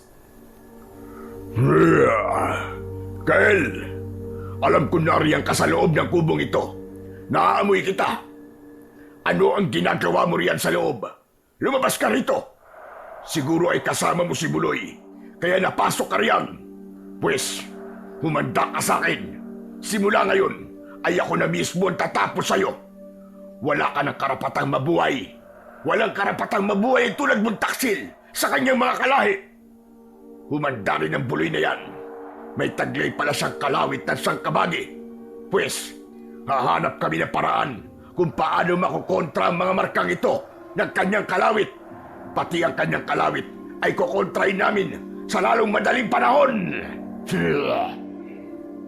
Aba, akala ko ba hindi maaamoy ng aswang si Kael dahil sa itim na usok, Buloy? Hindi yata tumalab. Mukhang hindi ka magaling gumamit ng kalawit. Naku, sobrang talas lang po talaga ng pag-amoy ni Tatay Aling Carmela. Siguro naunahan niya akong maamoy bago pa man ako mapalibutan itong itim na usok. Opo, paano yan? Di alam na rin nilang dito na mamalagi si Buloy. Kakailanganin na naman nating lumipat ng matitirhan. Hindi pala natin problema ang ligtas na malilipatan. Ako nang bahala. Ang kailangan natin ay ang paghandaan at sinasabi ng aswang na yon na hahanap daw sila ng pagontra sa mga marka at sa kalawit mo, Buloy. Huwag ko kayo mag-alala, Lola. Ang sangkabagi na raw po ang bahalang ihanda ako. Kayong dalawa po ni Kael ang inaalala ko. At ano naman ang dapat mong ipag-alala sa amin, iho? Nariyan ka naman para protektahan kami, hindi ba? Huwag mong sabihin, hindi mo kami kayang protektahan. Hindi naman po sa ganun, Lola. Meron lang po kasing... basta po. Ibig ko sabihin, basta wag na wag po kayong lalabas ngayong gabi. Sigurado pong mag-aabang pa rin sila sa labas hanggang sa bago magbukan liwayway. Hindi na binanggit pa ni Buloy ang kung ano pang ibinulong sa kanya ng sangkabagi tungkol kina Kael at Aling Carmela. Isang bagay kasi yung siya lang muna ang dapat makaalam. Titignan niya kung ano ang mangyayari. Kailangan daw niyang mag-ingat sa dalawa dahil may isang tendensiya raw na dulot ng pagtataglay niya ng makapangyarihang kalawit. Hindi lang daw mga aswang sa labas ang panganib sa kanya, kundi lalong-lalo na raw sa dalawang ito na malapit sa kanya. Buong magdamag ng gabing yon ay nagtiis si Kael dahil sa manipis na itim na usok na nakapalibot dito. Buong magdamag ding walang nabiktima ang mga aswang sa baryo. Pagsapit naman ng umaga, ay maagang gumising ang tatlo at nagplano kagad kung ano ang kailangang gawin. Ang itim na usok noon na bumabalot kay Kael ay kusa nang nawala. Ang mga paso rin nito sa balat ay kusa na ring naghilom. Magsipaghanda na kayo, Buloy, Kael. Aalis na tayo rito ngayon din. Lilipat na tayo na matitirhan. At alam na ng mga aswang na dito ka lang matatagpuan, Buloy. Saan naman po tayo pupunta, Lola? May alam akong kuweba sa gilid ng isang burol dito sa atin. Sa malapit doon ako kumukuha dati ng mga herbal na halaman. Doon din ako nagpapahinga madalas. Mas makabubuting doon na lang muna tayo. Doon ay ligtas tayo, sigurado yon. Marami rin kasing mga baging doon na makabuhay. Takot na mga aswang na pumasok sa kuwebang yon. Naku, paano po ako makakasama sa inyo sa kuweba kung marami po palang makabuhay doon? Oo nga pala. Bakit naman kasi kasama ka pa namin eh? Paano yan? Baka kailangan mo nang humiwalay sa amin ngayon. O kaya, ay humanap ka na lang ng sarili mo mapagtataguan. Medyo nalungkot doon si Kael. Sinulyapan niya si Buloy. Nagpapasaklolo ang kanyang mga mata. Paano nang gagawin ko, Buloy? Delikado na ako sa mga kalahi ko at lalo na kay tatay. Hindi naman kami ay magiging delikado lang dahil sa'yo. Kagabi nga lang, kita mo naman na dahil sa'yo, kaya nalaman ng tatay mo na yon na dito lang matatagpuan si Buloy. Pati ako na albularyo ay muntik nilang malamang buhay pa. Sa sitwasyong yun, ay sandaling nag-isip si Buloy. Palihim ang mga titig niya kina Aling Carmela at Kael. May tinitimbang siya sa pagitan ng dalawa. Maya-maya pa, may nabuo siyang pasya. Nakatulong sa kanya ang ibinulong ng sangkabagi na dapat niyang gawin. Una niyang nilapitan at binulungan ang matanda. Lola Carmela, ako na po ang bahalang kumausap kay Kael. Hindi po natin siya isasama. Kaya relax lang po kayo riyan, ha? Ihanda na po ninyo ang mga gamit natin habang pinapakiusapan ko si Kael. Sige, iho. Mabuti naman kung ganon. Mahirap na kung patuloy natin siyang isasama. Manganganib talaga tayo. Nilapitan naman ni Buloy si Kael. Hinila pa niya ito sa isang sulok at pabulong ding kinausap. Kael, makinig ka sa sasabihin ko. Sa ating dalawa lang to, ha. Kumilos ka lang na parang wala tayong napag-usapan pagkatapos nito. Kunwari, ay hindi mo rin alam ang nangyari. Ilahad mo ang palad mo at may gagawin ako sa'yo bilang proteksyon mo galing sa kapangyarihan ng tangan kong kalawit. Matapos ang kung anong palihim na ibinigay ni Buloy kay Kael, ay malungkot na tinawag ng huli si Aling Carmela. Lola Carmela, sige po, aalis na po ako.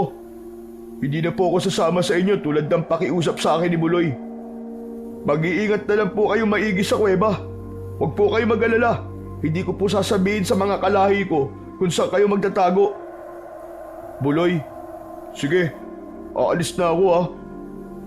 Saka ako na lang sasabihin sa inyo ang mga kahinaan ng mga kalahi ko kapag nagkita ulit tayo.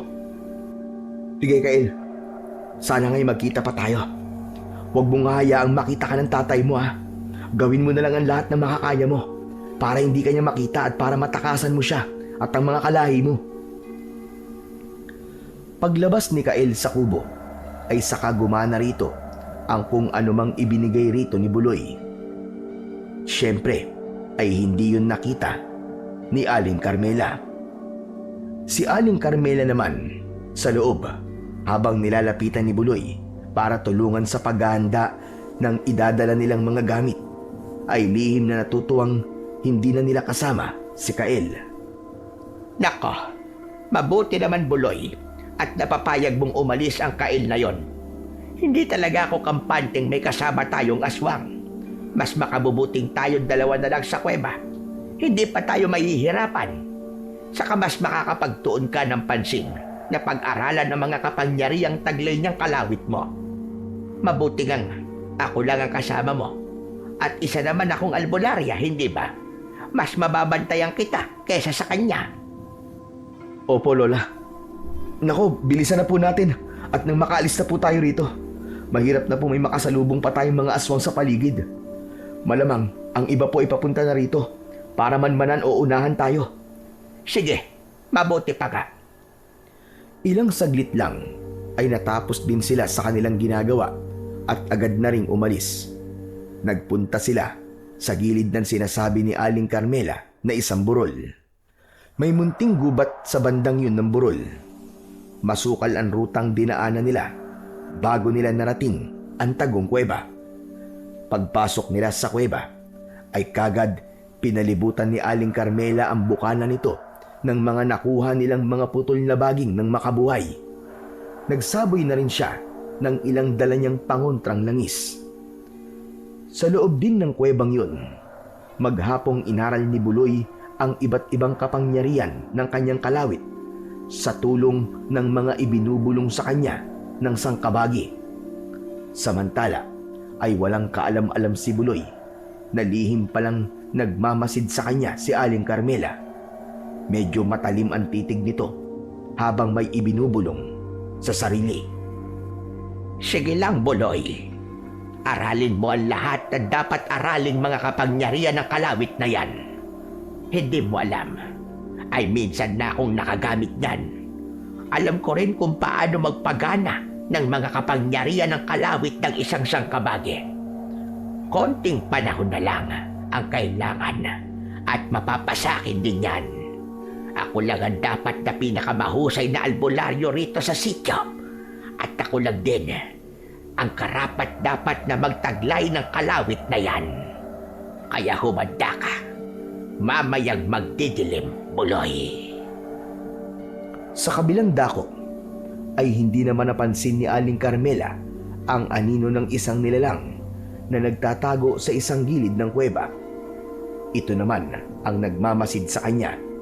Maingat at walang ingay ang bawat kilos nito. Nang sumapit ang takip silim, ay maririnig ang kakaibang ugong sa labas ng kuweba. Nagmumula ito sa sityo. Naghihiyawan ang mga tao, kaya pala'y nagdatingan na naman ang mga aswang. Sa pagkakataong yo'y nakahanap na kagad ang mga ito ng pangontra sa mga marka ng kalawit na nilikha ni Buloy sa palibot ng bahay. Dahil dito, naalerto sina Aling Carmela at Buloy. Teka, anong ingay po yun, Lola Carmela? Malabang na sumasalakay na naman ang mga aswang sa baryo, iho. Mukhang nawalan na yata ng talaba mga markang ginawa mo sa palibot ng mga bahay. Diyos ko po, nalagot na. Palagay ko ay kailangan mo lumabas, iho. Ipagtanggol mo mga kababaryo natin. Sige na, magmadali ka na. Kayang-kaya mo na sila, alam ko yan. Mabilis na nilapitan at ipinagtulakan ni Lola Carmela si Buloy palabas ng kuweba.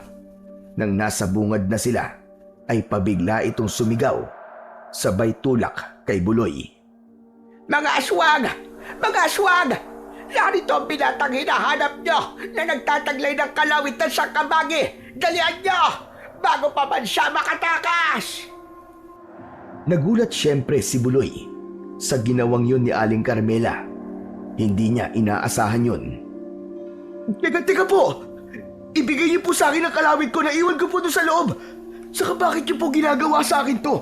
Akala ko ba kayo mas kakampi ko kaysa kay Kael? Bakit biglang ganito ka, Lola Carmela? Biglang namulot si Aling Carmela ng malalaking mga bato sa paligid at sinimulang batuin si Buloy. Mamatay ka na ngayon din, hayop ka! Hindi ka ang karapat-dapat na magtaglay ng kalawit ng sangkabagi. Ako ang mas karapat-dapat. Hala sige, mamatay ka na ngayon din. Etong saya! Sunod-sunod na natamaan si Buloy ng mga batong inihagis ni Lola Carmela. Ano pat halos napaluhod siya sa lupa. May isa pang tumama sa kanyang noo na kagad pumutok at mula sa sugat ay umagos ang dugo. Dahil naman dito ay naamoy kagad yun ng mga aswang. Agad nilang narinig ang atungal ng mga ito sa di kalayuan. Grabe ka! Ang sama mo, Lola Carmela! Nagpapanggap ka lang palang mabuti. Pero ang totoo ay isa ka palang mabangis na leon. Tumahimik ka! Diyan ka nagat naririyan ng mga aswang na lalapas sa'yo. Ako na ba ikukunin ang makapangyarihan mong kalawit sa loob na magagamit kong pamprotekta sa sarili ko? Magiging makapangyarihan na naman ako muli. Tuluyan na ngang pumasok sa loob ng kuweba ang matandang babae na patuloy pa rin tumatawa na parang isang baliw. Ang naiwan namang si Buloy ay sapo ang nagdurugong noo habang hirap tumayo. Nakadama siya ng konting pagkahilo. Natuliro pa siya nang marinig ang mabilis na mga kaluskos at galit na mga atungal na nagmumula sa malapit na gubat. Nariyan ang mga aswang. Ano nang gagawin ko? Wala na sa akin ang kalawit. Mukhang ito na yata ang katapusan ko. Nang sa may lilitaw na sanang mababangis na mga aswang mula sa gubat, ay biglang may kung anong nilalang na mabilis na kumalawit kay Buloy at dinala siya sa isang masukal at tagong bahagi ng gubat. Isa ring aswang ang dumagit sa kanya pagkat nakita pa niya ang kulay puti nitong buhok at maitim na balat ng braso nitong may bit na pumulupot sa kanyang katawan. Kael! Kael, ikaw pala! Salamat! Salamat na iligtas mo ako. Pero Kael, yung kalawit ko, wala na. Nakuha na sa akin ng hayop na si Lola Carmela. Nagpanggap lang pala siyang mabuti. Pero ang kalawit ko pala pakay niya. Napakasama niya. Hinaan mo lang ang boses mo, Buloy. At baka marinig tayo ng mga kalahi ko. Saka tama lang pala ang ginawa mo sa akin. At binigyan mo ako ng proteksyon ng kalawit mo kanina. Parang binulungan din ako ng sangkabagi na yun. Oo, tama, sangkabagi nga. Binulungan niya ako ng dapat gawin para hindi makuha ang kalawit mo. Gumawa ako ng baging sa gubat at siyang pinanghila ko sa kalawit mo na nakikita ko na. At ito pa, yung kalawit mo ay naging dalawa.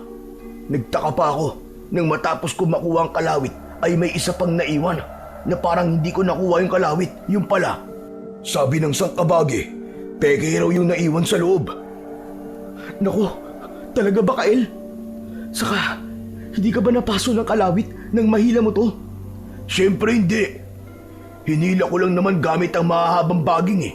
Saka, hindi ko rin hinawakan. Tinakpan ko lang siya ng dahon ng saging sa masukal na banda ng gubat. Ganun ba? Samahan mo ako sa pinagtataguan mo ng kalawit. Hindi pwedeng hindi ko hawak yon. Nariyan ang mga aswang, palapit na sila. Hinawakan ni Kael si Buloy ng mahigpit. Ginamit niya ang liksi niyang kumilos at dinala si Buloy sa mga puno ng saging kung saan ito banda itinago ang kalawit. Hayala, Buloy! Kunin mo na! Natatakpan ng mga dahon ng saging. Kunin mo na dali at babalik pa tayo sa bukana ng kuweba. Ha? Eh bakit pa? Hayaan na natin si Lola Carmela dun. Ayoko na siyang makita pa. Basta sumama ka muna sa akin, Buloy. May kailangan lang tayong gawin. Hindi na pinagsalita pa ni Kael si Buloy. Agad niya na tong hinila at pasibad na dinala sa bukana ng kuweba. Alisin at itago muna natin ang mga baging na makabuhay rito, Buloy. Tabunan din muna natin ng lupa ang mga binuhusan niyo ng pangontrang langis. Teka. Para saan ba to, Kael? Nang maisip ni Buloy ang binabalak gawin ni Kael, ay napatango na lang siya. Saka may napansin siya sa kaibigan. Alam ko na kung para saan to. Saka teka, hindi ka na pala tinatabla ng makabuhay at pangontrang langis ni Lola Carmela. Oo nga pala, gumagana na pala sa yung itim na usok ng kalawit na ibinigay ko sa'yo. Katatapos palang maisagawa ng magkaibigan ang pagtatanggal ng mga makabuhay at pagtatabo ng pangontrang langis sa bukana ng kuweba. Nang walang ano-ano'y napansin nilang nariyan na ngang tuluyan ang galit na galit at sumisingasing ng mga aswang. Kasabay nito ay narinig din nila ang mga yabag at tinig ni Aling Carmela na papalabas ng kuweba. Mga hayop kayong mga bata kayo! Anong ginagawa niyo sa bukana ng kuweba? Pwes, lagot kayo ngayon sa akin. Tignan natin kung maliligtasan niyo pa ang bagsit ng pagpapagana ko ng kalawit ng sangkabage. At tapag niyo rin talagang bumalik pa rito. Naku, nanintikan na. Hayaan na rin si Tatay Buloy. Ganito, magtago ka na muna dali. Ako na munang bahalang humarap sa kanila. Basta antabay ka lang muna. Sisenyasan na lang kita kung kailangan ko ng tulong mo. Ihanda mo mga kapangyarihan ng kalawit mo, Buloy. Dali na! Sige na, magtago ka na! Dali-daling nagtago si Buloy. Sa gilid ng kuweba, sa may labas, may 3 malalaking bato roon na may ukang pwedeng pasukan at pagtaguan. Makaraan ay pasimple siyang nakasilip upang masdan kung ano ang nangyayari. Aha! Nandito pala ang taksil kong anak. Narinig naming may sumisigaw rito kanina. Nasaan si Buloy? Biglang nilapitan ni Mang Cardo si Kael at pasakal itong iniangat sa ere. Si Aling Carmela naman, nang makita ang nangyayari sa may bukana ng kuweba, ay hindi na itinuloy ang paglabas. Sa halip ay mabilis itong nagtago sa madilim na looban ng kuweba. Huling pagkakataon mo na ito, Kalil, para patunayang hindi ka taksil. Hindi kita papatayin kung ituturo mo sa akin kung nasaan si Buloy. Nasa loob ng kuweba si Buloy, Tay. Diyan po siya pinagtago. Dala ang kanyang kalawit. Sigurado ka? Malaman ko lang na gumagawa ka lang ng pakana ay talagang malalagot ka sa akin, Kael. Dahil ako mismo ang magwawakwak ng katawan mo. Hindi, Tay. Nagsasabi po ako ng totoo. Nasa loob po talaga si Buloy. Bilisan niyo pong pasukin bago pa man mo niya paganahin ang iba pang kapangyarihan ng kanyang kalawit. Hindi niyo po ba nararamdaman ang enerhiya ng kanyang kalawit? Nakiramdam naman si Mang Cardo at ang iba pang aswang. Nabitiwan nito si Kael nang mapagtantong totoo ngang mula sa loob ng kuweba ay sumisingaw ang enerhiya ng kalawit ni Buloy. Nararamdaman ko na ang kalawit ng Buloy na yon. Pues mga kasama, pasukin na ninyo ang loob ng kuweba. Ihanda niyo ang ituturo ko sa inyong pangontra sa enerhiya ng kalawit. Isagawa na natin ang pinagplanuhan natin paghuli sa kanya. Umugong ang nanggagalaiting atungal ng mga aswang na sabay-sabay na nagsipasok sa loob ng kuweba. Ngunit si Mang Cardo naman ay nagpahuli. Pagpasok naman ito, sinenyasan kagad ni Kael si Buloy na lumabas. Bilisan natin, Buloy! Ibalik na natin sa bukana ng kuweba ang mga baging na makabuhay at ilantad ulit natin ang mga tinabunan natin pangontrang langis. Pagkatapos ay paganahin mo na ang kapangyarihan ng kalawit mo. Kulungin mo sila sa loob! Bilisan mo na! Ngunit habang kumikilos sila'y napansin pala ni Mang Cardo ang binabalak nilang gawin nang bigla itong napalingon. Bunga nito ay galit na galit itong bumalik. Pasibad sana nitong muling sasakali ng anak. Ngunit ng pagkakataong yo'y muli nang gumana ang manipis na itim na usok na proteksyon ni Kael na pansamantalang nawala kanina. Dahil sa matinding pagkapaso ay agad itong tumilapon at bumagsak sa lupa. Hayop ka, Kael! Niloko mo lang pala kami. Kasama mo pala ang hinayupak na Buloy na yan. Saka paanong naramdaman ko sa loob ang kanyang kalawit. Sa puntong yon ay umalingaw-ngaw sa loob ng kuweba ang malakas na hiyaw ng paghingi ng saklolo ni Aling Carmela. Mga aswang! Mga hayop kayo! Bakit hindi tumalab itong kalawit ko? Gumana ka, kalawit! Gumana ka, buwisit ka! Buloy! Buloy, tulungan mo ako! Dahil sa napagtanto ni Mang Cardo na may iba pa palang kalawit ang nasa loob, ay mabilis itong kumilos patungo sa direksyon ni Buloy. Dadambahin sana nito ang binata, ngunit nakuryente nang simulang magpalabas ni Buloy ng manipis na itim na usok mula sa kalawit na inihahampas sa ere. Unti-unti itong kumalat at tumabing sa pasukan ng kuweba. Hindi! Huwag niyo kaming kulungin dito! Kael, anak! Pigilan mo siya! Papayag ka bang mangyari to sa iyong itay? Ikaw rin ay aswang, anak! Sa huli, babalingan ka rin ng Buloy na yan! Patawad po, itay, pero ayoko na pong maging isang aswang. Alam ko rin namang hindi nyo na ako muli matatanggap. Kaya wala na po ako magagawa kundi ang kumampi sa kabutihan. Muli, itay, patawad po! Pero anak, darating pa ang pinuno natin dito. Palabasin mo ako rito at ipagtatanggol ko kayo sa kanya. Sinasabi ko sa inyo, hindi siya kaya ni Buloy. Saka alam na rin niya ang tungkol sa kataksilan mo. Lalapain ka rin niya! Sa puntong yun, ay siya namang eksaktong pagdating ng hukbo ng pinunong aswang. Sobrang nakakatakot ang itsura nito. Mula sa iba pang mga aswang na kasama nito, ay ito ang pinakamalaki. Maskulado ang ugatan nitong katawan. Ang mga mata nito ay malalaki, sobrang pupula at halos lumuwa na. Sobrang tutulis din at tatalas na mga kuko nito at mga pangil. Ang kulay puti nitong buhok ay mahaba at sobrang buwaghag. Para itong isang sinaunang gabunan. Diyos ko po! Yun na ba ang pinuno niyo, Kael? Sobrang nakakatakot naman! Oo, Buloy, siya na nga. Pero huwag ka matakot. Humanda ka, Buloy. Magtiwala ka sa kapangyarihan ng kalawit mo. Kahit nanginginig ang kanyang katawan, ay humanda na si Buloy. Maigpit ang pagkakahawak niya sa kanyang kalawit na noon ay kapansin-pansing naglalabas ng maraming maiitim at manipis na usok. Naramdaman din niya ang pag-init nito pero hindi naman siya napapaso. Maya-maya pa, sumenyas ang pinuno sa direksyon ni Buloy at Kael. Kasunod nito'y umugong ang katakot-takot na mga atungal ng mga aswang na sunod-sunod na nagsisusugod. Si Kael naman ay pumosisyon na sa likuran ni Buloy.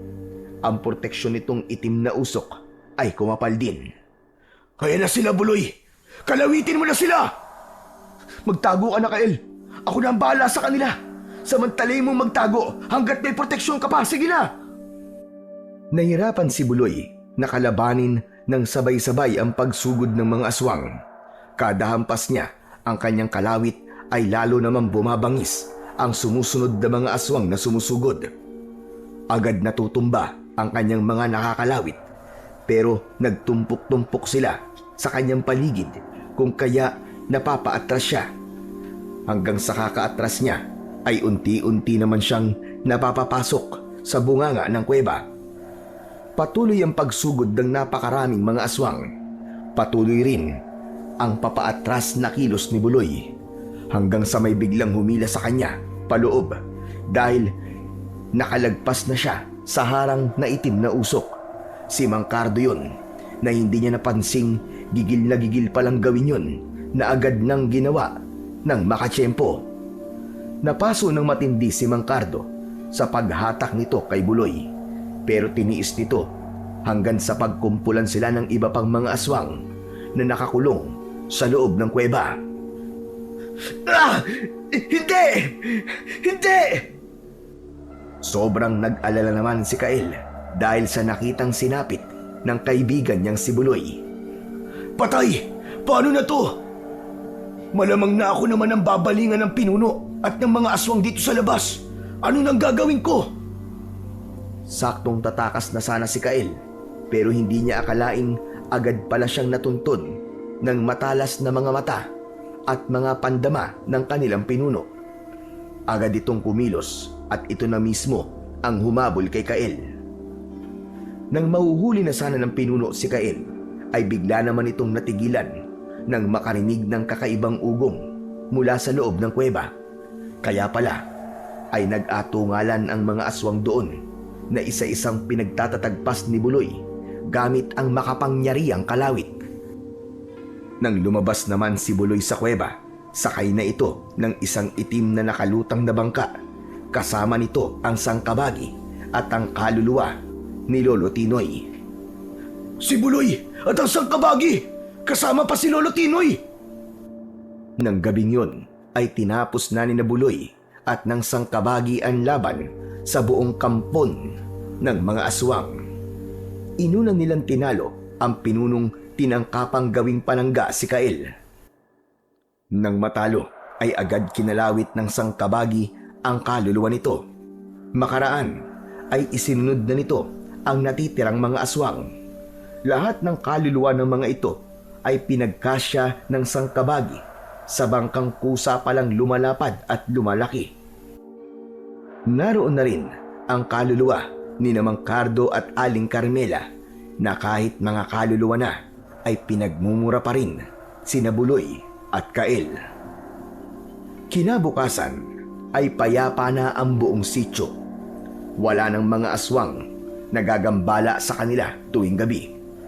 Samantala, ang kaluluwa naman ni Lolo Tinoy ay naihatid na rin ng sangkabagi sa kabilang buhay. Ang makapangyarihang kalawit din naman ay ibinalik na ni Buloy sa sangkabagi. Ang proteksyon naman ni Kael na itim na usok ay wala na rin at ang naging epekto nito ay hindi na siya muling makakapag-anyong aswang. Maraming natutunan sina Buloy at Kael sa kanilang karanasan.